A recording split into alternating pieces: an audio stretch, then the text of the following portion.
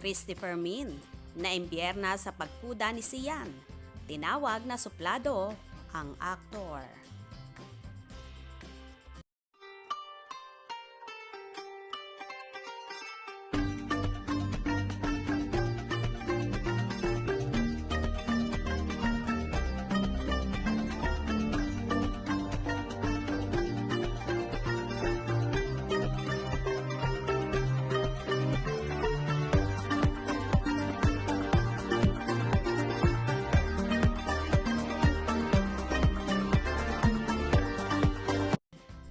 Naimbierna si Christopher Min sa hindi pagsagot ng diretsahan ni Sian Lim kung sila pa ba ni Kim Chiu. Ani Christy, napakasimple lang naman ang tanong ng mga netizen. Ang simple nga naman ang tanong, kayo pa rin ba ni Kim?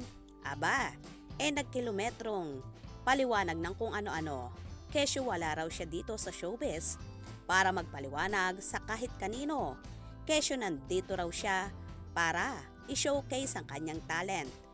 Talent, meron ba? Pahayag ni Christy. Hindi ganon ang pagsagot sa isang tanong.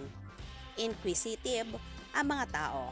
Siyempre, gusto nilang malaman mula sa horse's mouth. Ika nga sa mga taong sangkot. Dagdag pa niya. Tinawag din niyang makuda at may kasupladuhan si Sian. Makuda itong lalaking ito. Ewan ko ba ba't ganyan siya? Hindi masamang magtanong at lalong hindi masama na sumagot ng maayos. Diba, Sian Lim? May kasupladahan talaga to eh. Sambit ng showbiz columnist, vlogger. Totoo naman ang mga sinabing ito ni Christopher Min. Bakit kasi nagpaikot-ikot pa si Sian? Ganong simpleng sagot lang naman ang sasabihin niya sa mga tao. Lalong higit sa kanilang mga tagahanga. Mahirap bang gawin yon? Dahil nga sa pagkudang ito ng aktor, lalo lang niyang pinainit ang hinala ng marami na talagang hiwalay na sila ni Kimi.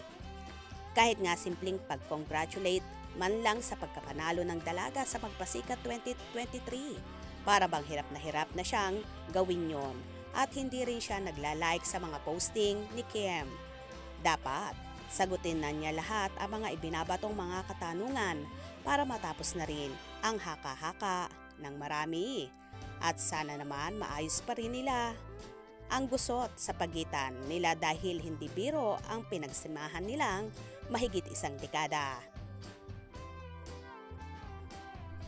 Anyway, may mga mahadera namang chismosa na nagsasabi na tama lang nahiwalayan ni Kim si Sian. Dahil wala naman daw atang plano ang aktor na i-level up ang kanilang relasyon at wala rin daw ata talagang planong pakasalan ni Sian ang dalaga. Kayo, ano ba sa palagay nyo? Kayo na ang bahalang humusga.